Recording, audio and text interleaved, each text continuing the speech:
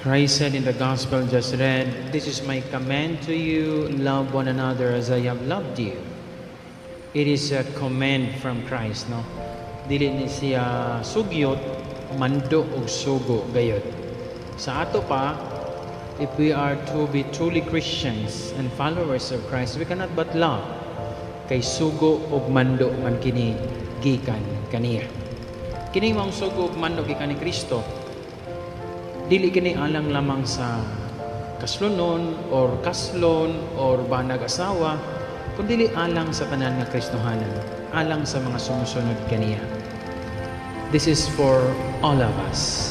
If we are to remain true Christians, followers of Christ, we cannot but love.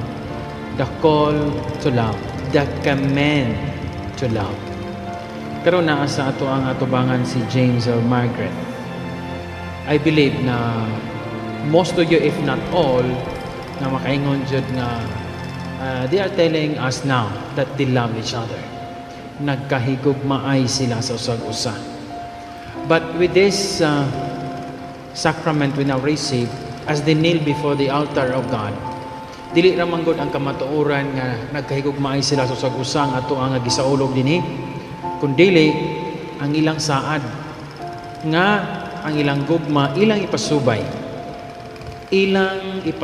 sa gugma sa Dios ug matang sa pahigugma sa Dios. Ang ilang pagigugma sa usag-usa ilang ipahaom nining mando ug sugo. Pagigugma ay kamo sama sa kong pagigugma kaninyo.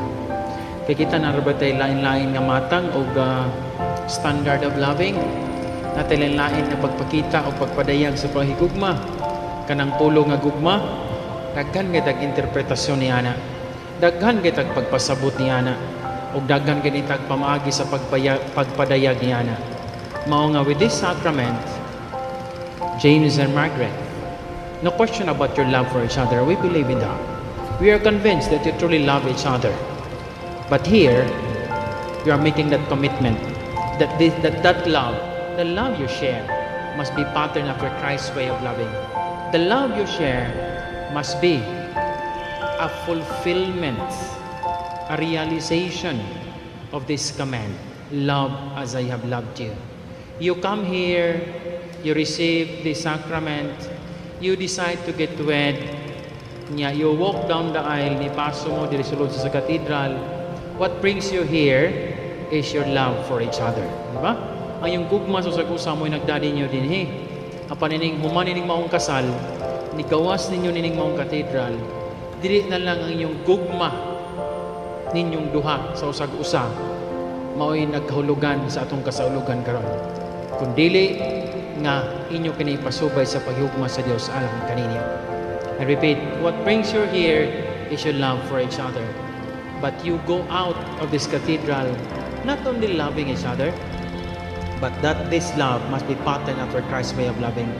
You must have a reserved place for God in your way of loving, so that you learn to love patterned after His way, so that your love will last forever. Mo ba na itong giampo nini? Mo man na itong gidawat sa kasal, nga unta ang ilang gugma sa sakusa mo lahutay hangtod sa hangtod, o karon mo lahutay ka na hangtod sa hangtod, ipasubay kini sa matang sa pahigugma sa Dios. Kaya kung usbon, kung ato lang matang sa pahigugma, dili ka na magmalahutayon. Usay magdepende man kuning atong matang sa pahigugma sa magdepende sa kagwapo kagwapa, magdepende ba sa kabatanon or kaadunahan bagaha or sa kahumuton bagaha. Ingana na, that is the human way of loving. But yes, we need to pattern this love after Christ's way of loving for your love to last forever. Mga nining pagpuday na Santos nga Misa, atong ubanan si James o Margaret nining maong paghampo. Na kining panagiusa, na kining panagigugmaay, mulahutay gayod hangtod sa hangtod. O karon mulahutay ka na, ipasubay kini sa matang sa pahigugma sa Dios. So James and Margaret, always have a reserved place for God in your life, in your marriage state of life. Ayaw yung kalimtian Diyos. Tagay siya luna ni ini.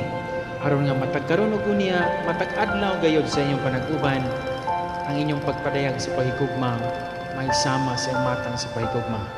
aron nga ang inyong panag-uban, ang inyong panagigugmaay, mula hutay hangtod sa kahangturan. Nining bahina sa ato ang seremonyas, I cease to be the minister. Dili ako ang ministro. Ang ministro silang duha. Ang role sa pali din gitawag ni siya qualified witness. Ako lang ni lead ni head sa mga witnesses. Parehara ko role aning naa diri nga mga witnesses. Ako ray nag-lead sa celebration. So silang duha diri ang ministers. Ug ni sila maningog wa tay mahimo, no? Dili mahuman ang atong seremonyas.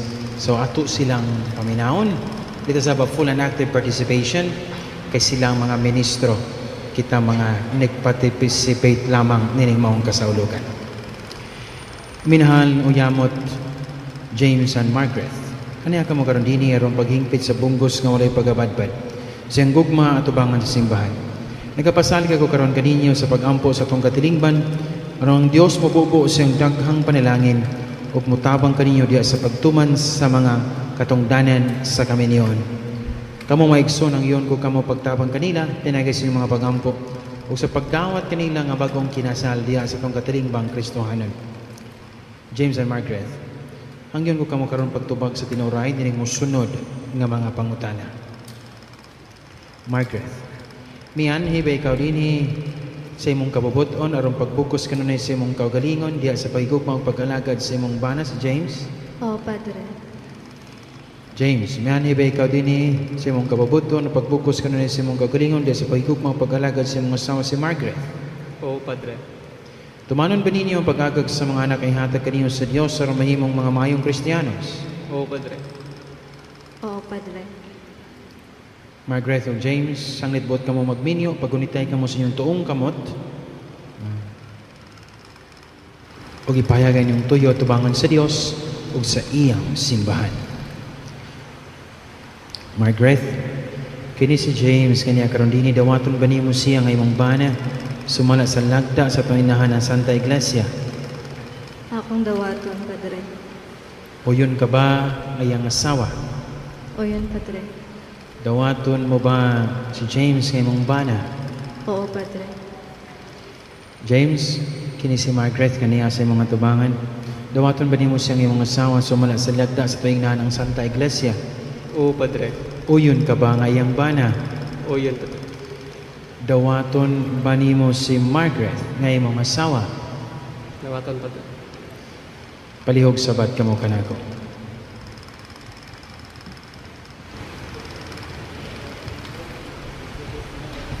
Tugot Ginoo, na kami magkahimusa sa kasing-kasing ug una-una.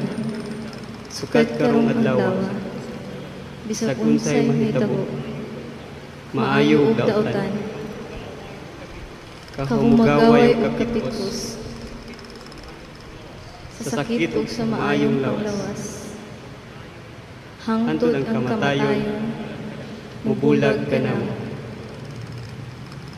Ug ako sa gahom sa simbahan sinaksiyans tanan nga niya karon dinhi maglingkod og manalangin sa bukos sa kamaniyon nga inyo karon nagihimo sa ngalan sa Samahan sa Anak ug sa Espiritu Santo.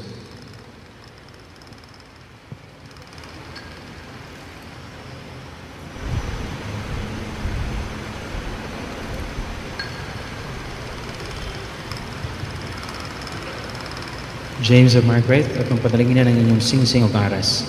Ang Ginoo maana kaninyo. Panalangin o Ginoo ang imong mga alagad si Margaret o James aron makabaton sila sa maginahanglan sa kinabuhi nga mo'y hulagway ng imong mga aras. Aron unta ang ila kining gamiton na lang sa pagkapod sa kinabuhing dayon. Pinagi ni Kristo among Ginoo. Panalangin o Ginoo kining mga singsing aron si James ug Margaret magpuyo kanunay diha sa paghigugma ug usag-usag ug sa pagbinutan nga walay paglubat. Pinagi ni Kristo among Ginoo.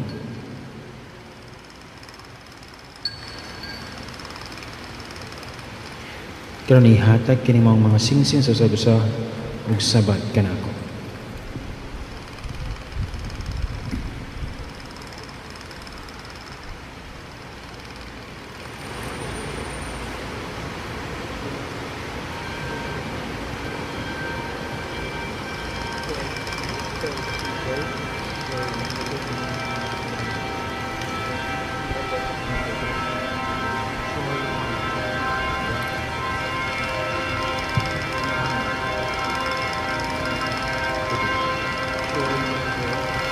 Choy Margaret. Isulob kining singsing. Timaan sa akong pagigugma, pag-unong kanimo. Sa ngalan sa Amahan, sa Anak, ug sa Espiritu Santo.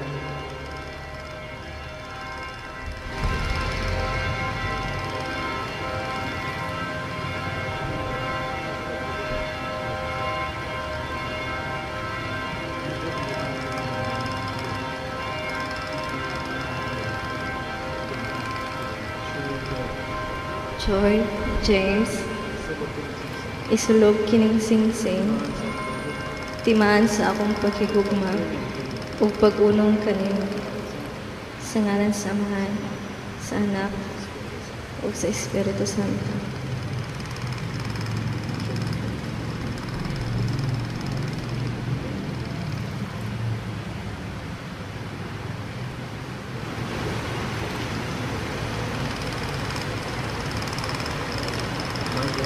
Margaret,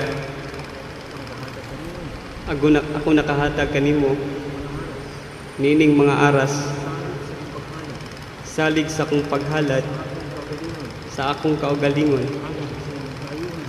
alang sa imong kaayuhan, sa ngalan sa Amahan, sa Anak, ug sa Espiritu Santo. Ako kining dawaton, sa ngalan sa Amahan, sa Anak, ug sa Espiritu Santo.